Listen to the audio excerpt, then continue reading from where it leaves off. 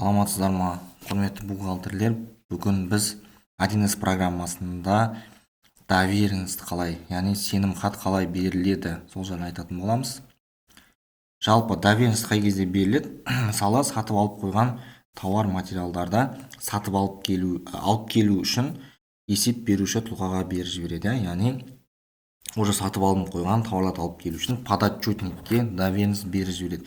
Не үшін доверенность береді? Мысалға, егер де сіз бір кәсіпорынның директорысыз, яғни басшысыз, сіз мысалы тауарларды өзіңіз алып келіп жүрмейсіз ғой, басшы бола тұра. Не істейсіз? Кәсіпорында кез келген бір жұмысшыны жібересіз алып келуге.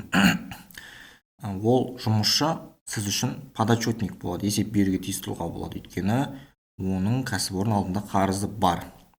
Яғни сол сенім хатты сол кәсіпорында жұмыс істейтінін растайтын туралы беріп жібереміз.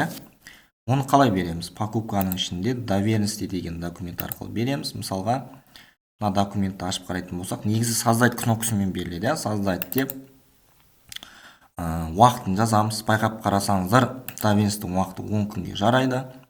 Мына жерде физлицо деген сол жаңағы подотчетник, біздің есеп беруші тұлға, барып тауарларды алып келетін жұмысшы. Аты жөнін қоямыз. Контрагент, қандай кәсіпорыннан алып келеді ол тауарларды, қандай договор бойынша. Мына жерде біздің кәсіпорынның банк шоты тұрады. Және де астына алып келу керек тауарлардың атауы тұрады, өлшем бірлігі және олардың количествосы, яғни саны тұрады.